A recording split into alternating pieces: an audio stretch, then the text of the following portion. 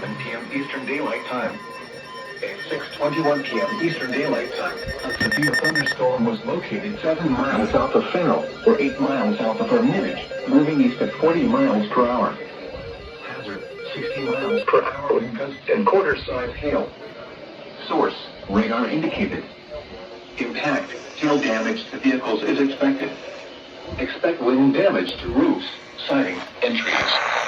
Locations impacted include Newcastle, Grove City, New Wilmington, Oakwood, Newcastle Northwest, Pulaski, New Bedford, Plain Grove Township, Harmonsburg, and Volek.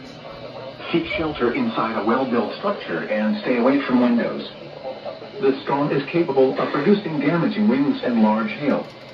Repeating, a severe thunderstorm warning has been issued until 7 p.m. Eastern Daylight Time for the following counties in Pennsylvania: Lawrence and Mercer.